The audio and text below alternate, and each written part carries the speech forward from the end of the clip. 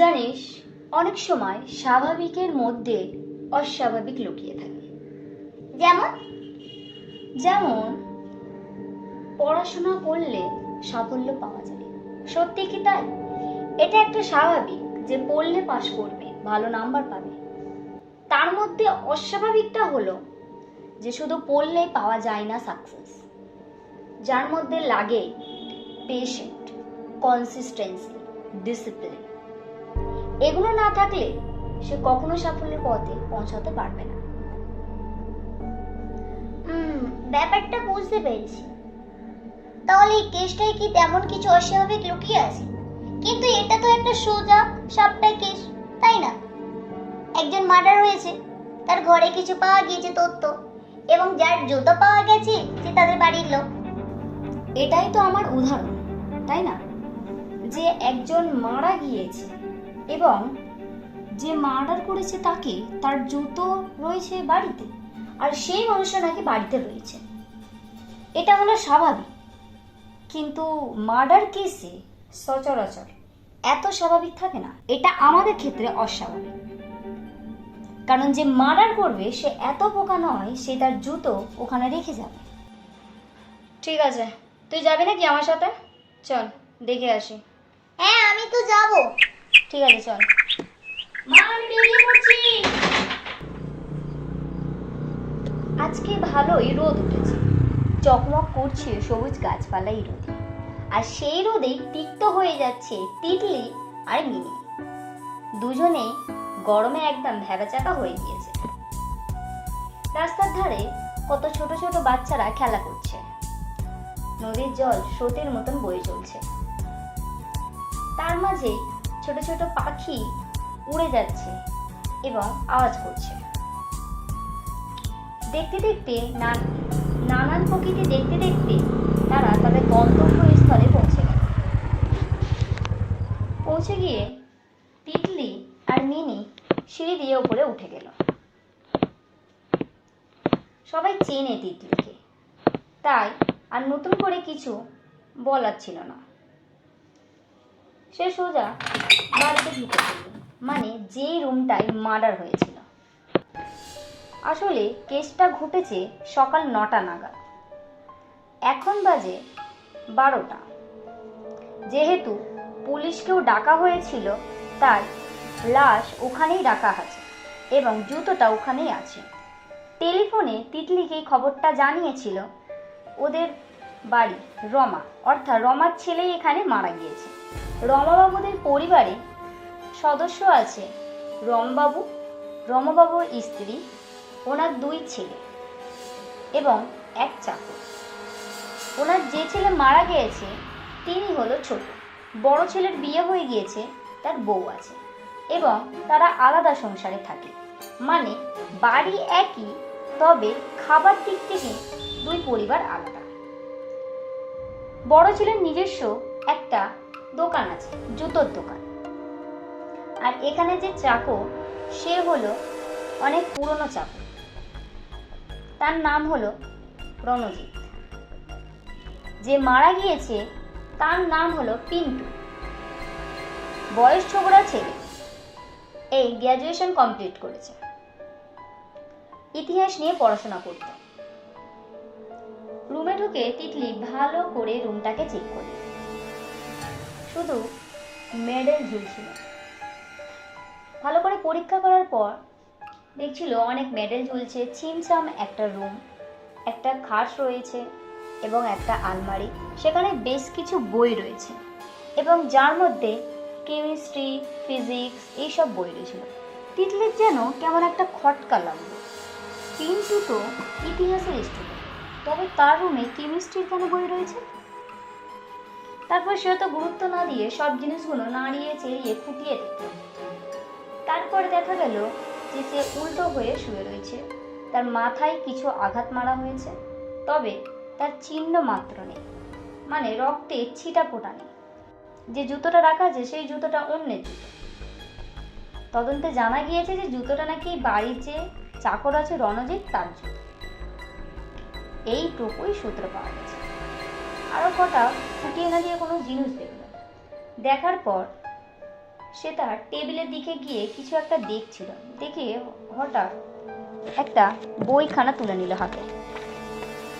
বইখানা নিয়ে কি একটা চিরকুটের মতন কাগজ পেল। সেটা নিয়ে খুলে দেখলো, আবার পকেটে পুরে নিল। তারপর সেখান থেকে নমস্কার জানিয়ে বেরিয়ে এলো। নমস্কার। আচ্ছা, তুমি ওখানে সবার সাথে কথা বললে না যে? আর তুমি কি কি পেলে ওখানে? কথা বলার যখন প্রয়োজন আছে তখন কথা বলা দরকার। শুধু একজনের সাথে কথা বলা দরকার, রণজিৎ, যার সাথে আমার কথা হয়ে গিয়েছে ইতিমধ্যে। কি জানতে পারলে? তার কথা থেকে মনে হলো সে কিছু একটা লুকাচ্ছে। কি মনে হয়, রণজিৎ বাবুই মার্ডার করেছে নাকি? এখনো কিছু তদন্ত জালে বলা যাবে না। কেসটা যতটা সহজভাবে নিচ্ছিলাম কিন্তু ততটা নয়। সার্কেলের মধ্যে থাকতে পারে পিন্টুর বৌদি, দাদা, চাকর, আর বাইরের কেউ হয়তো থাকতে পারে। তার বন্ধুদের সাথে কথা বলতে হবে। ঠিক আছে, এখন আর কোনো কথা নয়, চল বাড়ি চল। খিদে পেয়েছে তো তোর? হ্যাঁ, আমার খুব জোরেই খিদে পেয়েছে, চলো চলো। সকালে মিনি উঠে দেখলো যে তিতলি দিনে পাশে একটা চিঠি রাখা রয়েছে।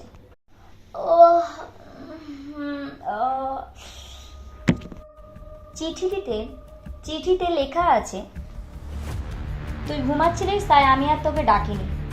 আমি একটা কাজে বেরিয়েছি, আমার ফিরতে বাড়ি লেট হবে। তো কিছুক্ষণ বাদে মানে 2টো নাগাদ একটা চিঠি আসবে লোক দিতে। চিঠিটা নিয়ে আমার ডয়ারে রেখে দিবি। ঠিক 2টো নাগাদ কলিং বেল বেজিয়ে একটা লোক চিঠি দিতে এলো। তিতলি ম্যাডাম। চিঠিটা নিয়ে মিনি তার ডয়ারে রেখে দিল। তিতলির বাড়ি ফিরতে 9টা বেজে গেল। তাই সে খাওয়া দাওয়া করে কিছু একটা খসখস করে তার ডায়েরিতে লিখে আবার শুয়ে পড়ল। এই করে এদের 2 দিন পার হয়ে গেল। সকালে উঠে মিনি দেখে তিতলি দিদি বাইরের বারান্দায় ল্যাপটপ নিয়ে বসে আছে। মিনিকে উঠতে দেখেই সে বলল ড্রয়ার থেকে সেই চিরকুটটি নিয়ে আসতে। সঙ্গে সঙ্গে মিনি ড্রয়ার খুলে সেই চিঠিটি নিয়ে এল। দেয়া মাত্রেই চিঠিটা খুলে দেখলো অনেকগুলো নাম্বার রয়েছে। আচ্ছা, এই নাম্বারগুলো কার? এই নাম্বারগুলো হলো রমানাথ বাবুর সব সদস্যর নাম্বার বাড়ির। এই নাম্বারগুলো আমি ট্র্যাক করতে পারবো কবে কার সাথে কখন কোন মুহূর্তে কথা হয়েছে। এর মাঝে একটা বলে দিই কি, এর মাঝে একটা কথা বলি শোন। যে ছেলে মারা গেছে বলবো তার আবার গার্লফ্রেন্ড ছিল। গার্লফ্রেন্ড? গার্লফ্রেন্ড মানে গার্লফ্রেন্ড মানে আর নতুন করে বলতে হবে নাকি? তোদের তো আবার ইনস্টাগ্রাম যুগ, এখন রিলসে তো ভালোই দেখিস।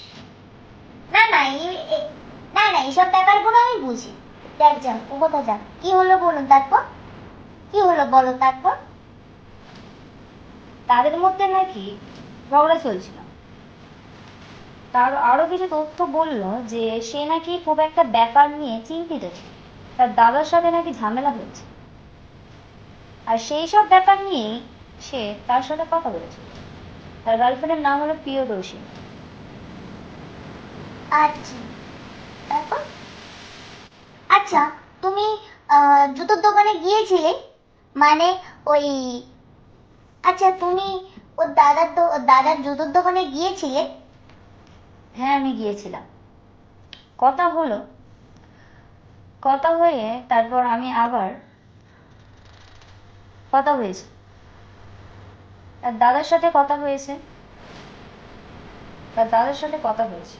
তার দাদার কথা শুনে মনে হলো যে হ্যাঁ, তার দাদার সাথে কথা হয়েছে এবং তার সাথে তার রুমে একবার ঢুকেছিলাম। রুমে সব মেডেল ঝুলছিল, অথচ তার জুতোর দোকান। পড়াশোনায় বেশ ভালো ছিল। কেমিস্ট্রিতে একদম বলে বল। আমার অবাক লাগলো এখানে যে এত বছর পড়াশোনা করে সে কেন এখানে মেডেল, এত বছর ভালো পড়াশোনা করে সে জুতোর দোকানদার লাস্ট অব্দি। তারপর আমি তার ব্যাপারে একটু তদন্ত করার পর জানতে পারলাম তার নাকি কলেজে, সে কেমিস্ট্রি নিয়ে পড়াশোনা করতো, ঠিক আছে, তার কলেজে একটা ঝামেলা হয়ে যাওয়ায় সে নাকি তাকে বিষ খাইয়ে দিয়েছিল। তার মানে তার কেস ফাইলের নাম আছে, তাই সে কোনো কলেজ থেকে বা তাই তাকে কলেজ থেকে বার করে দেওয়া হয়েছিল। তাই সে এখন ছোট মতন একটা জুতোর দোকান নিয়ে সংসার চালায়। তার আচ্ছা তোমার তোমার ওর বউটার সাথে কথা বলে কেমন মনে হলো? বউটার সাথে কথা বলে যতটা সহজ প্রকৃতির মহিলা মনে হয় অতটা নয়। যেন সে আগে থাকতে গিয়ে প্রস্তুত ছিল যে কোন প্রশ্ন কখন ধরবে এবং সে কিভাবে তার উত্তর দেবে। জানিস, বৌদির একটু যেন দুঃখ নেই যে তার দেখ, বৌদির দেখে মনে হচ্ছিল যে মুখে যতই বলুক না কেন যে সে দুঃখ প্রকাশ করছে, কিন্তু মনে তার কিন্তু কোনো দুঃখ ছাপ মাত্র নেই।